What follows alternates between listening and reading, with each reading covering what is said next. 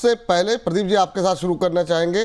कल जो है, और आप दोनों की राय ले लेते हैं इस पर, कल्याण ज्वेलर्स शानदार नतीजे रहे, लेकिन शेयर में जो है वो प्रेशर देखने को मिल रहा है। हमारे एक दर्शक का सवाल भी था और वो जानना चाह रहे हैं कि सर अच्छे रिजल्ट के बावजूद ये शेयर गिर गया है, क्या करना चाहिए। 9% के आसपास की गिरावट एक समय थी, हालांकि नतीजे काफ़ी अच्छे रहे। 48.6% कंपनी का मुनाफा बढ़ा, 264 करोड़ रुपए। रेवेन्यू में 32% के आसपास 31.5% का इजाफा। एबिटा की बात करें तो ये भी 38% बढ़ करके 508 करोड़ रुपए। मार्जिन में हल्की इंप्रूवमेंट देखने को मिली है, ऑलमोस्ट फ्लैट रहे हैं मार्जिन। क्या टिप्पणी रहेगी प्रदीप जी? बिल्कुल सर, मैं लॉन्ग टाइम फ्रेम में कल्याण ज्वेलर जैसे स्टॉक्स में मैं पॉजिटिव हूँ। टाइटन, सिनको गोल्ड ऐसे स्टॉक्स में मैं पॉजिटिव हूँ, लेकिन जिस तरीके से थोड़ा बहुत करेक्शंस आया है, मुझे लगता है कि ज़्यादा टेंशन करने वाला कोई बात नहीं है इसमें। आप एक बार 515 का 515 का एक स्टॉप लॉस के साथ बने रहिए, और अगर नीचे आ रहा है तो बाइंग अपॉर्चुनिटी ढूंढना चाहिए। ज़्यादा प्रॉब्लम मैं नहीं देख पाता हूँ इस काउंटर के लिए। ठीक है, तो जो लोग हैं जिनके पास, वो होल्ड करके ही चलें अभी। सर आप के लिए अरुण सर टिप्पणी क्या रहेगी? लेकिन उसके साथ साथ चूंकि अभी टाइटन का भी जिक्र हो गया है, तो टाइटन भी लेकर के आ जाते हैं स्क्रीन पर। और टाइटन पे भी आज हम देख रहे हैं कि मजबूती। अब ये क्या यहाँ पर नए हाइज बन रहे हैं इंट्राडे में, जो कि काफ़ी शानदार मूव देखने को मिल रहा है। एक बार चार्ट देखिएगा इंट्राडे लेवल पे, क्या कोई नई तेज़ी की संभावनाएं हैं क्या? यहाँ पर प्रॉफिट 52.5% बढ़ा है, 1091 करोड़ रुपए। रेवेन्यू 24.6% बढ़ करके 16,523 करोड़ रुपए अरुण जी। एबिटा में 46.5% से ज़्यादा की बढ़त। और मार्जिन की बात करें तो 2% के आसपास का इंप्रूवमेंट, 9.4% से बढ़ करके 11.1%। एक तरफ गोल्ड की कीमतें आसमान छू रही हैं, और दूसरी तरफ हम देख रहे हैं कि गोल्ड से जुड़े हुए जो शेयर्स हैं उनमें भी जो है अच्छा मोमेंटम बनता हुआ। क्या टिप्पणी रहेगी सर टाइटन पे आपकी? विपुल जी, ये मेरा फेवरेट शेयर है। इनफैक्ट आपको याद होगा विपुल जी, दो शेयर ही मुझे पसंद है ओवरऑल जेम्स एंड ज्वेलरी में। बाकी स्टॉक्स में मेरी बाई करने की सलाह नहीं है। दो में पहला टाइटन है, सेकंड थंगमले ज्वेलर्स है, जो एक मिड कैप स्टॉक है। दो स्टॉक मुझे काफी अट्रैक्टिव लगते हैं, और दोनों में भी मुझे लग रहा है बाइंग की सलाह रहेगी। इनफैक्ट टाइटन के रिजल्ट तो काफी शानदार थे। ऐसे माहौल में मार्जिन एक्सपेंशन होना, पैट ग्रो होना, ये दोनों ही काफी पॉजिटिव है। मुझे लग रहा है विपुल जी, जहां तक इंट्राडे या छोटे मोटे टाइम फ्रेम की बात है, 3520 तक स्टॉक जा सकता है, तो उस चीज का ख्याल रखें। और अगर आप बाई करके रखा है तो मुझे लग रहा है 3520 के आसपास शॉर्ट टर्म के लिए वहां एक प्रॉफिट बुकिंग कर सकते हैं। तो थंगामलाई ज्वेलर्स और टाइटन, विपुल जी, दो ही स्टॉक मुझे पसंद है। सेंको और कल्याण ज्वेलर्स मुझे ये स्टॉक कभी पसंद रहे नहीं है, और अभी भी मेरी राय इन दोनों में खरीदारी की नहीं है, तो वो दो स्टॉक को मेरे लिए अवॉइड है। टाइटन और थंगामलाई ज्वेलर्स, इसमें फ्रेश बाई भी करके चल सकते हैं अगर आपका थोड़ा व्यू लंबा है। और इसी स्पेस में विपुल जी, मुथूट फाइनेंस मुझे लग रहा है वो एक स्टॉक है, उनमें उसमें करेक्शन आता है, तो गोल्ड फाइनेंसिंग कंपनीज भी मुझे लग रहा है अच्छा करना चाहिए। तो ये तीन स्टॉक्स पे राय रहेगी Vipul ji overall gems and jewellery sector पे। बाकी सभी स्टॉक्स पे अवॉइड करने की ही सलाह है। चलिए, तो ये बात यहाँ पर जेम्स एंड ज्वेलरी सेक्टर को लेकर के निकल करके आती हुई आगे बढ़ते हैं, और अगले जो है शेयर पे राय जानना चाहेंगे, जहाँ पर कि हम देख रहे हैं काफ़ी शानदार मूव जो है आज के ट्रेंडिंग स्टॉक्स में जो शामिल है। उसमें शामिल है बीएससी, एक और रिजल्ट वाला शेयर जिसमें कि नतीजे आए, नतीजे जो है वो अच्छे थे, लेकिन बीएससी के शेयर में दबाव जो है एक समय तो थोड़ा सा ज़्यादा था, अब भी 1.5% नीचे है, 2400 के आसपास। प्रदीप जी, बीएससी का शेयर कैसा लग रहा है? मुनाफा डबल हुआ है कंपनी का, 104% कंपनी का मुनाफा बढ़ा है, 539 का लेवल देखने को मिल रहा है। रेवेन्यू में अगर देखें तो 57% के आसपास की बढ़ोतरी, 958 का लेवल। एबिटा जो है 104% बढ़ गया, 704 का लेवल। मार्जिन्स में भी हम देख रहे हैं इंप्रूवमेंट है। ये जो प्रेशर आया है, बहुत लोग कह रहे हैं इस बात के लिए कि ये पुरानी स्टोरी है, अब नई स्टोरीज में जो आने वाले दिनों को लेकर के जो चिंताएं हैं बीएससी को लेकर के, वो शायद परेशान कर रही हैं, इस वजह से प्रेशर है। आपकी टिप्पणी प्रदीप जी क्या रहेगी? देखिए, मेरा मानना ऐसा नहीं है विपुल जी। जिस तरीके से यहाँ पे सालों साल में एक रिटर्न बना के दिया है बीएससी ने, लास्ट टाइम भी ऐसा हुआ था। देखिए, जब ऑलमोस्ट फरवरी के मंथ था, उस टाइम पे हमने देखा कि टॉप से ऑलमोस्ट 36% के आसपास नीचे गिरा था। तो इस बार भी देखिए ऑलमोस्ट अभी नीचे है नियर अबाउट 25% के आसपास। तो मेरा मानना तो 2900 के आसपास ऐसा था कि आप बाय ऑन डीप करके जाइए। 2350 2300 के आसपास कभी भी आता है। और मैंने आज से 2 दिन पहले भी आपको बताया था, आई थिंक कल भी आपने पूछा था कि बीएससी में क्या किया जाए, और मेरा कमेंट ऐसे ही था कि एक बार 2100 2100 से अब कभी भी 2250 2200 ये जो रेंज है ना, इस रेंज के अंदर आपको मिलता है तो आपको एक्यूमुलेशन करना चाहिए, क्योंकि मार्केट वॉलेटाइल है, प्रेशर तो रहेंगे, और जिस तरीके का रिजल्ट है, और एनएससी अभी लिस्टिंग हुआ नहीं है तो फ्यूचर में होने वाला है, तो बीएससी का कंपटीशन में अभी कोई है नहीं। अब मैं तो एक हेल्दी करेक्शंस मानता हूँ, क्योंकि जिस तरीके का रैली यहाँ पे रहा है हिस्ट्री में, तो मुझे लगता है कि हेल्दी करेक्शन है, आपको एक्यूमुलेशन करना चाहिए, फ्रेश बाई भी आप करके जा सकते हो। तो मेरा बाइंग जोन रहेगा थोड़ा अभी 2400 के आसपास है। आप चाहो तो करेंट जोन से if you want to invest 1,50% अभी इन्वेस्ट कीजिए, 50% थोड़ा एक बार यहाँ से 150-200 पॉइंट का अगर बाई चांस एक पैनिक करेक्शन मिलता है, उस करेक्शन पे आप एक्यूमुलेशन करने का सलाह रहेगा। चलिए, एक कंपनी और जिस पे रिजल्ट्स के वजह से आज हम देख रहे हैं एक्शन देखने को मिल रहा है प्रदीप जी, वो है कल्पतरू। कल्पतरू पे जरा एक नज़र डालिए कि आज काफ़ी अच्छा मूव देखने को मिल रहा है, और सुबह से ही अच्छे नतीजों के बाद जो है हम देख रहे हैं कि शानदार रिजल्ट्स रहे हैं। कंपनी के 280% कंपनी का मुनाफा बढ़ा है, और ये 213.6 करोड़ रुपए रहा है। आय में 34.5% की बढ़त देखने को मिली है, 6,171 करोड़ के आसपास रही है। बिट्टा मार्जिन 38.6% इंप्रूव हुए हैं, और ये 525 मार्जिन नहीं है बिट्टा 525 करोड़ रुपए, और मार्जिन जो है वो ऑलमोस्ट फ्लैट रहे हैं। अभी सर कल्पतरू पे आपकी राय क्या रहेगी, क्या करना चाहिए? करंट लेवल पे जो है करीब 6% के आसपास की तेज़ी, एक समय हम देख रहे थे करीब 10% के आसपास की तेज़ी थी, करीब 1209 का आज हाई लगाया है। सर जिस तरीके से यहाँ पे रैली है, मुझे लगता है कि देखिए ऊपर से थोड़ा बहुत हल्का भी हुआ है, तो करेंट जोन से फ्रेश बाय करने का आज के दिन में कोई सलाह नहीं होगा। बट जिस तरीके का रिजल्ट है, और मुझे लगता है कि long time at least medium time के लिए भी एटलीस्ट 6-8 महीने का अगर आपका व्यू है, तो स्टॉक आपको एक बार 1350-1400 आते हुए दिखेंगे, लेकिन मल्टीपल रेसिस्टेंस है 1230 पे, 1250 के आसपास, और 1200 के ऊपर सस्टेन करना बहुत इंपॉर्टेंट रहेगा। आज जिस तरीके से 1200 के ऊपर गया था और बाद में नीचे आया, फिर से 1200 के ऊपर अगर सस्टेन होता है, क्लोजिंग होता है, उस केस में फिर से स्टॉक में आपको मोमेंटम आते हुए दिखेंगे। बाकी फ्रेश बाय अगर करना है आपको 1150 1160 के आसपास, मतलब यहाँ से एटलीस्ट 20 पॉइंट तो नीचे मैं देख रहा हूँ, अगर कभी भी करेक्शन मिलता है आप एक्यूमुलेशन करके जाइए। लॉन्ग टर्म के लिए मुझे अच्छा लगता है। काउंटर ऑल टाइम हाई भी आपको देता हुआ दिखेंगे अगर आपका व्यू मिनिमम 12 से 15 मंथ के आसपास है तो। 1200 के आसपास कल्पतरू आपको कैसा लग रहा है अरुण सर? बिल्कुल जी, स्टॉक तो अच्छा है। वॉल्यूम्स की थोड़ी दिक्कत है, बाकी कोई ग्रुप में या फिर स्टॉक में कोई दिक्कत नहीं है। तो थोड़ा ऊपर है स्टॉक, तो डिप में बाय करेंगे तो ज्यादा बेटर है। 1140 1150 यूजुअली एक बड़े डिप के बाद थोड़ा रिट्रेसमेंट होता है, डिप में बाय करके चलेंगे तो वो एक अच्छा कॉल इसमें हो सकता है। अगेन मेरे टारगेट शॉर्ट टर्म में 1210 1220 के ही रहेंगे, तो 1220 तक के टारगेट्स में देखने को मिल सकते हैं। ठीक है सर, अगली कंपनी लेकर के आते हैं LIC पे थोड़ी सी बात कर लेते हैं। ज़रा LIC के भी रिजल्ट्स लेकर के आइए।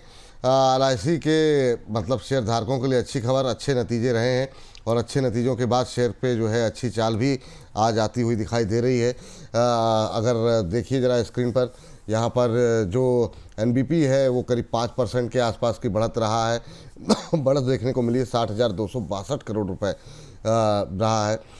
सर LIC के जो रिजल्ट्स रहे हैं वो आप कैसे पढ़ पा रहे हैं? अरुण सर पहले आपसे जानना चाहेंगे, ज़रा एक बार बताइए कि जो लोग अभी LIC में निवेशित हैं और लंबे समय से निवेशित हैं, उनके लिए क्या सलाह रहेगी? 917 918 के आसपास आज 4% के आसपास की तेज़ी देखने को मिल रही है, अभी 4.25% ऊपर। आपकी टिप्पणी क्या रहेगी अरुण सर? विपुल जी, काफी एक्सेलेंट रिजल्ट्स है। रिजल्ट्स मैं डीपली ट्रैक भी कर रहा था, काफी मजबूत रिजल्ट आया, और LIC से उम्मीद भी थी कि अच्छे रिजल्ट्स देंगे, तो उसी हिसाब से रिएक्शन भी देखने को मिल रहा है। तो डेफिनेटली काफी अच्छा परफॉर्मेंस रहा है। चार्ट भी मुझे लग रहा है साइडवेज टू पॉजिटिव है, तो ओवरऑल मुझे लग रहा है स्टॉक में जरूर बने रहना चाहिए अगर किसी ने ले रखा है। एक ब्रेकआउट भी देखने को मिला है, और ऊपर में मुझे लग रहा है धीरे धीरे स्टॉक 950 960 तक के लेवल दिखा सकता है। अगेन विपुल जी, सेम वही चीज रहेगी। ये चीज अपने को याद रखना है ये पूरा महीना, कि जिन स्टॉक्स के रिजल्ट अच्छे आए वो पहले भागेंगे, तो जब भी मार्केट में सेंटीमेंट सुधरेगा तो उनमें मोमेंटम सबसे पहले आएगा, और बाद में उनके पीयर्स में मोमेंटम देखने को मिलेगा। तो LIC मुझे लग रहा है क्योंकि रिजल्ट्स अच्छे हैं, धीरे धीरे 950 960 तक जा सकता है। ठीक है, 950 के आसपास जा सकता है। चलिए, इस बीच अगले ट्रेंडिंग स्टॉक्स जो आज ट्रेंड कर रहा है उस पर एक नज़र डाल लेते हैं। और NBCC भी आज ट्रेंड में है। प्रदीप सर जरा देखिए, जरा NBCC पे एक नज़र डालिए। क्या सलाह रहेगी? हालांकि अभी देखें तो आधे % के आसपास की गिरावट देखने को मिल रही है। अच्छा रिजल्ट्स रहे हैं, इस वजह से आज ट्रेंड में आता हुआ दिखाई दे रहा है। हालांकि ऑलमोस्ट फ्लैट रेट करता हुआ 26.3% कंपनी का मुनाफा बढ़ा और ये 132 करोड़ रुपए। रेवेन्यू में अगर हम देखें तो 11.5% की ग्रोथ, 2391 करोड़ रुपए। एबिटा 20% बढ़ा है। मार्जिन्स में ऑलमोस्ट फ्लैट 30 बेसिस पॉइंट के आस की जो है बढ़त देखने को मिली है, 4.6% रहा है।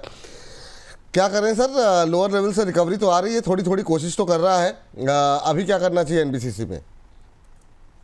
सर मैं लॉन्ग टर्म में पॉजिटिव हूँ, बट द थिंग इज कि कंसोलिडेशन जोन पे है। यहाँ पे ना कोई ब्रेकआउट ना ही कोई ब्रेकडाउन वाला सिचुएशन है, लेकिन ओवर द टाइम लास्ट कुछ दिनों में मुझे लगता है कि जिस तरीके से एक सेलिंग प्रेशर आया है, डेली कैंडल पे एक ब्रेकडाउन है। ये बेसिकली भी कंसोलिडेशन ही करने वाला है। आप देखेंगे लोअर टाइम फ्रेम में एक बार आपको 104 103 और एक बार रेसिस्टेंस है इसमें 113 114 के आसपास, तो इसके अंदर ही फंसे रहेगा। सो एक बार इस काउंटर को फ्रेश अवॉइड करना है, करेंट जोन से कुछ नहीं करना। और अगर किसी के पास है तो आप स्टॉप लॉस भी मेंटेन करके जा सकते हो ऑलमोस्ट 104 के आसपास भी। करेंट जोन से तो बाई नहीं करना है। और सर ऑलरेडी हमने क्लाइंटों के साथ भी शेयर किया है, एक डिस्क्लेमर है।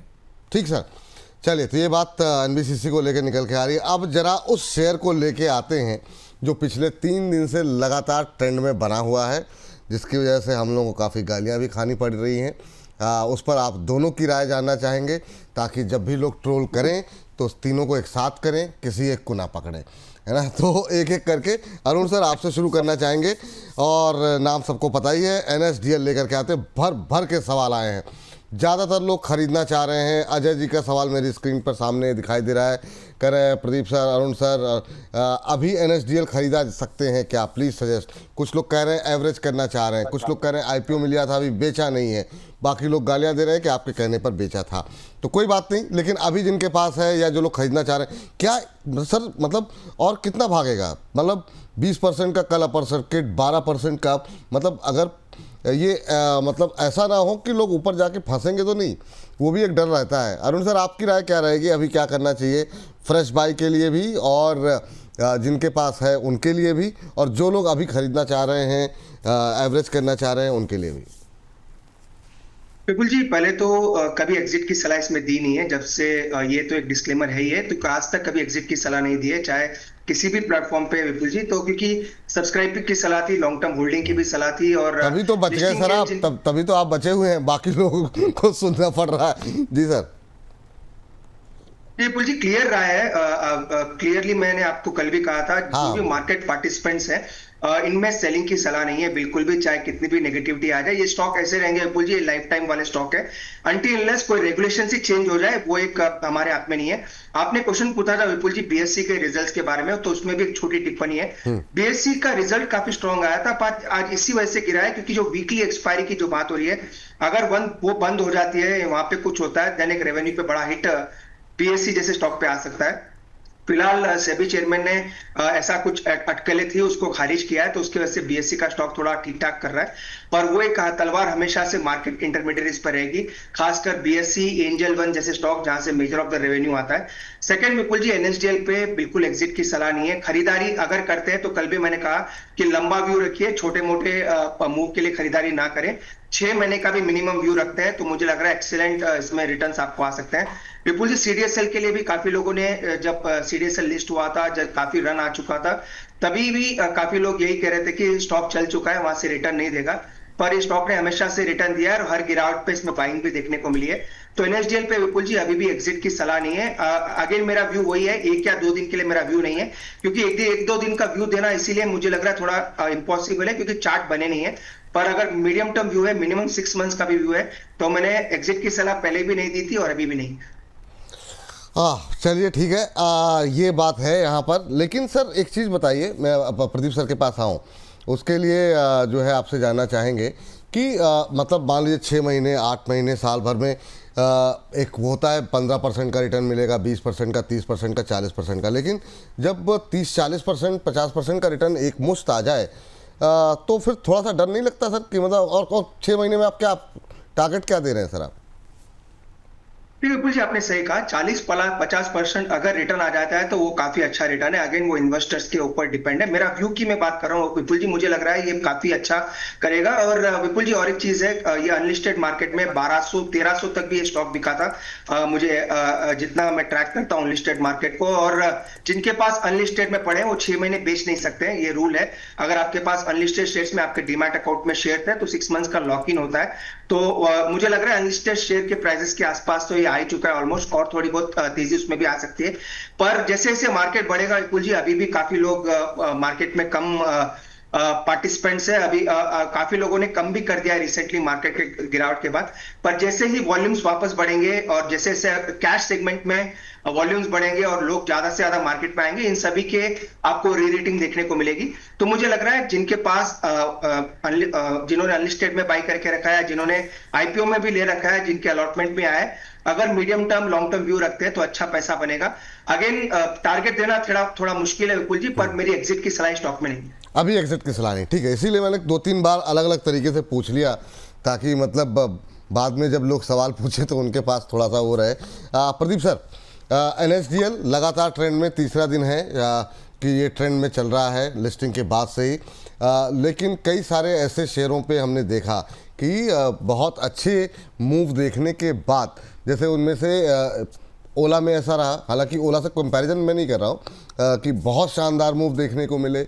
उसके बाद से बजाज हाउसिंग फाइनेंस में रहा, फिर वो जब एक टॉप बन गया तो फिर उसके बाद से वो भाव देखने को नहीं मिले। अभी NSDL को लेके ऐसा लग रहा है क्या कि एक यूफोरिया टाइप का बन गया है कि किसी भी भाव पे खरीदना है NSDL, अभी भी लोग खरीदने को तैयार हैं? विपुल जी, यहाँ पे उससे पहले मैं एक डिस्क्लेमर भी दे देता हूँ। आज से मतलब जिस दिन लिस्ट हो रहा था उसी दिन मैं एक अलग चैनल पे बैठा था, तो वहाँ पे मैंने बाई कॉल ही दिया, इसको आप बने रहो, होल्ड करो, अच्छा टारगेट है। जब आपके साथ शो कर रहा था उस टाइम में मैंने बताया था कि शॉर्ट टर्म के लिए मुझे लगता है कि आप चाहो, अगर आपका इंटेंशन नहीं है कि मैं लिस्टिंग गेन के लिए आया था, तो लिस्टिंग गेन उस टाइम पे 12-15% के आसपास हो रहा है, आप चाहो तो एग्जिट करके जा सकते हो। अच्छा, ये मैं सोच रहा था कि आपको हाँ, तो आप तो बिना मतलब वो क्या कहते हैं, वो गेहूं में घुन की तरह फिस गए, क्योंकि आपने तो बोला था भाई अगर इसको लिस्टिंग गेन के लिए जिसने अप्लाई किया वो लिस्टिंग गेन ले हाँ, ले, वही हुआ बाकी है, होल्ड वही हुआ है। करिए। लेकिन आपको भी लोगों ने जो है वो उसी के हाँ, मशीन वही में है पीस कि दिया। पैनल में बहुत सारे लोग थे, लेकिन मैंने इसको नहीं बोला कि आप सेल कर दो, एग्जिट कर दो। क्या होता है जब लिस्ट होता है कोई भी कंपनी, मान लो 10 बजे लिस्ट हो रहा है, उसी 5-7 मिनट के अंदर आप व्यू मांग रहे हो, 5-7 मिनट के अंदर चार्ट तो बना ही नहीं है। तो अगर चार्ट नहीं है, हिस्ट्री नहीं है, आप हम तो टेक्निकल एनालिसिस ही करते हैं, तो चार्ट देख के बताते हैं। लेकिन जैसे कि कल का शो रहा, कल के शो में मैंने आपको बताया था कि 9:30 का स्टॉप लॉस होना चाहिए, अब बाई कीजिए। उसके बाद फिर दोपहर को हमने जब रिवाइज किया, हमने देखा कि ऑलमोस्ट उस टाइम पे 12-13% ऊपर था, मैंने फिर भी ट्रेलिंग किया। उसके बाद जिस तरीके से अभी चल रहा है, मुझे लगता है कि आप जिनके पास भी है बने रहिए, ऐसा कोई तो प्रॉब्लम मुझे नहीं दिख रहा है। और आईपीओ जब भी कुछ आता है, मेरा व्यू सेम रहता है कि आईपीओ हाई स्ट्रैटेजी। अगर आईपीओ का दिन का जो हाई है उसके ऊपर सस्टेन होता है तो सिंपल मैं उस काउंटर को ट्रेल करते जाता हूं। और जिस तरीके से अरुण जी ने बताया, मैं उनके साथ एग्री करता हूं कि ऐसे जो सिक्योरिटीज रिलेटेड कंपनी है, मुझे लगता है कि कमिंग फ्यूचर है, 6-8 महीने के लिए तो मैं पॉजिटिव ही हूं, उसमें कोई इशू ही नहीं है। मुझे लगता है कि 6-8 महीने के लिए तो कोई प्रॉब्लम होना ही नहीं चाहिए। लेकिन अगर आप बोलेंगे कि आज 13% ऊपर है, मैं अभी क्या करूं, तो मुझे लगता है कि विपुल जी देखिए, पोटेंशियल तो है लेकिन इसमें थ्रेड भी बहुत है। 2-4 दिन से बाइंग आ रहा है, लगातार कोई सेल नहीं आ रहा है। बाई चांस अगर यहाँ से आपने बाई किया और 7-8%, 10% का भी एक डाउनफॉल आ गया ना, तो आप फिर से बोलेंगे अरे इस एनालिस्ट ने बाई कराया था, नीचे आ गया। तो आपका व्यू जो है वो शॉर्ट टर्म 2-5 दिन के लिए नहीं होना चाहिए। व्यू जो है ऐसे काउंटर्स में जो न्यू लिस्टिंग हुआ है, अगर कैपेसिटी आपका रिस्क थोड़ा हाई है तो 6-8 महीने के लिए रखिए, तब जाके आपको बढ़िया सा कोई जो है रिटर्न मिलने का पॉसिबिलिटीज हो सकता है। लेकिन शॉर्ट टर्म में मुझे लगता है कि इसमें वॉलेटाइल रहेगा। लगातार आप 2-3 दिन से पॉजिटिव ही देख रहे हो, अगर बाई चांस सेलिंग है उस टाइम पे आपको ज्यादा जो है रिस्क लेना भी आना चाहिए। तो मेरा व्यू यही है, आप ट्रेल करते जाइए। कल मैंने जब लास्ट आपको दोपहर का शो में बताया था, उस टाइम पे स्टॉप लॉस दिया था 1080 के आसपास, और आज मुझे लगता है कि स्टॉप लॉस को आप ट्रेल कीजिए। ट्रेल करके आप यहाँ पे 1215 का एक स्टॉप लॉस रखिए। जिन्होंने भी ट्रेल किया, होल्ड किया, 1215 का एक स्टॉप लॉस के साथ बने रहिए इस काउंटर पे। ठीक। अभी खरीदें कि नहीं, ये फिर से नई तेजी आ रही है 13.5% ऊपर। आप दोनों से लास्ट क्वेश्चन इस पर इसलिए अलग अलग तरीके से पूछ रहे हैं। अभी जो लोग खरीदना चाह रहे हैं, एवरेज करना, एवरेज तो खैर क्या ही मतलब कहेंगे उसको, लेकिन और ऐड करना चाह रहे हैं, उनको 1274 पे ऐड करना चाहिए या नहीं, अब 1278। देखिए बात करते करते क्या शानदार मूव आ रहा है। तो विपुल जी क्या देखिए, मेरे तरफ से ऐसा मानना है कि डे हाई के आसपास ही है, लगातार 2 से 3 दिन चल रहा है। तो अगर आप बाय करते हो तो इसमें आपका रिस्क बहुत हो जाएगा, क्योंकि मान लीजिए यहाँ से ऊपर भी, क्योंकि नेक्स्ट 2 4 दिन में क्या होगा ना, एक्चुअल में किसी को नहीं पता। तो बाई चांस अगर एक सेलिंग प्रेशर आ जाता है तो उस केस में आपका नुकसान भी होने का चांसेस है। व्यू अगर 6 से 8 महीने का है तब जाके बाय कीजिए, और अदरवाइज 2 4 दिन थोड़ा ठंडा होने दीजिए, क्योंकि ऐसा तो रैली 15 टका का रैली डेली नहीं होने वाला। 2 4 दिन जैसे ही थोड़ा ठंडा हो जाएगा उस टाइम पे आप एंट्री कर जाइए इस काउंटर पे। चलिए, तो ये बात है 1283। अरुण सर एक बार फिर से ताकि बाद में तो लोगों को थोड़ा सा स्पष्ट रूप से राय रहे, करंट लेवल पे 1283 पे फ्रेश बाय कर सकते हैं सर? विपुल जी 2 4 5 दिन के लिए करना है तो कम्प्लीटली अवॉइड है, क्योंकि उसका एक रीजन है विपुल जी। चार्ट मेरे पास उतने दिन का है नहीं कि मैं आपको 4 दिन का व्यू दे दूं। तो शॉर्ट टर्म में तो बिल्कुल जो 2 4 दिन 5 दिन के लिए बाई करते हैं उनके लिए तो मेरी कंप्लीट अवॉइड की राय है। अभी भी मेरी राय यही है, अगर आप लंबे निवेशक बने रहेंगे तो अभी भी मुझे लग रहा है खरीद सकते हैं, डिप में और ऐड भी करें। पर ऐसा नहीं है कि आप आज खरीद लें, कर नीचे आ जाए तो फिर अगेन वो मुश्किल हो जाएगी। 2 4 दिन के लिए बाई करने की सलाह नहीं है, क्योंकि विपुल जी वॉल्यूम्स अभी बनना शुरू हुए हैं, चार्ट बनना शुरू हुए, तो उसमें तो कोई राय है नहीं। पर लॉन्ग टर्म के लिए डेफिनेटली एक्यूमुलेशन की ही राय रहेगी और फ्रेश खरीदारी की भी राय है। तो जिन लोगों का भी NSDL पे खरीदारी करने की सलाह, जो लोग मांग रहे हैं, ऐड करने की मांग रहे हैं, उन सब के लिए है कि ऐड कर सकते हैं। छोटा नज़रिया आप मत रखें, शेयर काफ़ी भाग चुका है। नज़रिया रखें 6 से 8 महीने, साल भर तक का नज़रिया अगर आप रख रहे हैं तो करंट लेवल पे भी ले सकते हैं। लेकिन हाँ, निश्चित रूप से एक अच्छी खासी रैली तो आ ही चुकी है, तो थोड़ा सा सतर्कता के साथ धीमे धीमे आराम से आप खरीदारी कर सकते हैं।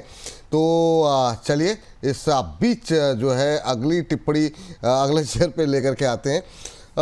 दिनेश डाफदा जी कह रहे हैं, चलते मार्ग जो गिरे तासर नहीं कोई, चलते मार्ग जो गिरे तासर नहीं कोई दोष, कबीर बैठा रहे सर करड़ा कोश, जो काम करेगा भूल इन्हीं से होगी। चलिए ठीक है, वो जो अभी आपने इतना लंबा चौड़ा एक्सप्लेनेशन प्रदीप जी ने दिया, तो उस पर भी कह रहे हैं कि जो काम करेगा भूल उन्हीं से होगी प्रदीप सर। चलिए बात तो सही है खैर, लेकिन अगली कंपनी पर जो है बातचीत आगे बढ़ाते हैं। अच्छा, ये राय जो आप लोगों ने NSDL पे दी है, अगर कंपैरिजन करें तो क्या BSE CDSL पर भी ये राय है करंट लेवल पे को लेकर के, और क्या उसको भी लेकर के आप लोग उतने ही ज़्यादा जो है पॉजिटिव हैं? टिप्पणी क्या रहेगी प्रदीप जी आपकी, अरुण जी आपकी? पहले मैं, हाँ चलिए आप कर दीजिए पहले। ओके।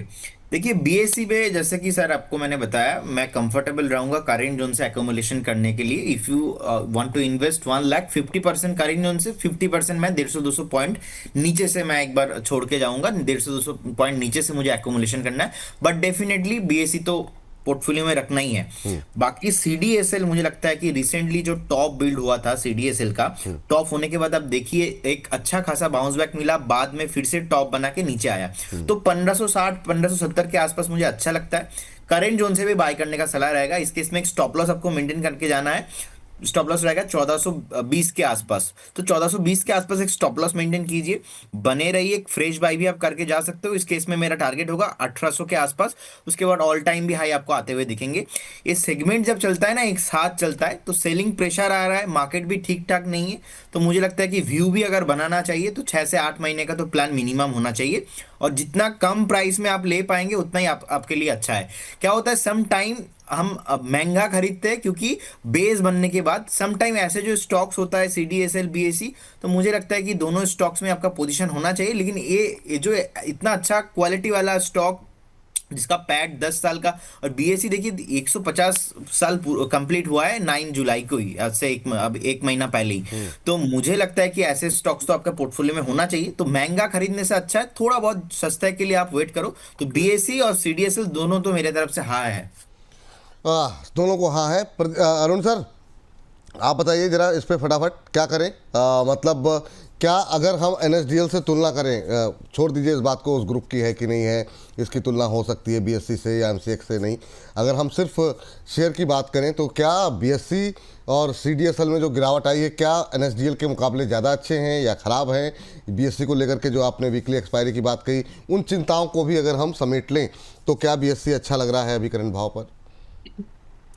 बिल्कुल जी, एक छोटी इसमें अगर एनालिसिस करते हैं मार्केट इंटरमीडिएट्स में, तो डिपॉजिटरी, एक्सचेंज, ब्रोकर, ये तीन तरीके के सेगमेंट है जो आप इसको पूरे सेगमेंट या पूरे इस सेक्टर में आते हैं। तो पहली मेरी प्रेफरेबल पिक हमेशा से डिपॉजिटरीज ही रहेगी, क्योंकि वहां पे मुझे लग रहा है अगर कैश ट्रेडिंग बढ़ती है तो वहां पे भी मुझे लग रहा है अच्छा मोमेंटम या अच्छा रेवेन्यू जनरेशन होगा। तो सीडीएसएल, एनएसडीएल, ये दोनों प्रेफरेबली पहले बेट रहेंगे। सेकंड, अगर इसी स्पेस में बाई करना है तो मुझे लग रहा है बीएससी या एनएससी जब तक लिस्ट नहीं होता है, बीएससी में भी आपको एक अच्छा मोमेंटम देखने को मिलेगा। तो बीएससी मुझे लग रहा है सेकंड प्रेफरेबल बेट में रहेगा, उसमें भी डेफिनेटली गिरावट पे बाई करनी चाहिए। थर्डली, अगर कोई प्रेफरेबल बेट लेना चाहता है तो मुझे लग रहा है कैम्स जैसा स्टॉक है, वो एक स्टॉक रहेगा जहां पे आप उसको थर्ड पोजीशन पर रख सकते हैं। ब्रोकर्स की जो ओवरऑल मुझे लग रहा है विपुल जी, ब्रोकर्स मुझे लग रहा है वहां पे थोड़ा आप कह सकते हैं थोड़ी नर्वसनेस ज्यादा रहेगी, क्योंकि वीकली एक्सपायरीज अगर खत्म होने की बात होती है तो ब्रोकर्स पे उसके बड़ा एक डेंट पड़ सकता है। फिफ्थ एक सेगमेंट है विपुल जी, एएमसी। तो एएमसी मुझे लग रहा है एवरग्रीन रहेंगे, तो नैम इंडिया, एचडीएफसी, एएमसी ऐसे स्टॉक काफी अच्छे कर सकते हैं। तो एक निचोड़ निकाले विपुल जी तो मुझे लग रहा है सीडीएसएल, बीएससी, एनएसडीएल, इवन अगर आप एचडीएफसी, एएमसी और नैम इंडिया ले लें, ये पांचों स्टॉक मुझे लग रहा है लॉन्ग टर्म में अच्छा करेंगे। इवन मीडियम टर्म 6 से 8 महीने का भी लेते हैं तो इसमें बाय करके चल सकते हैं।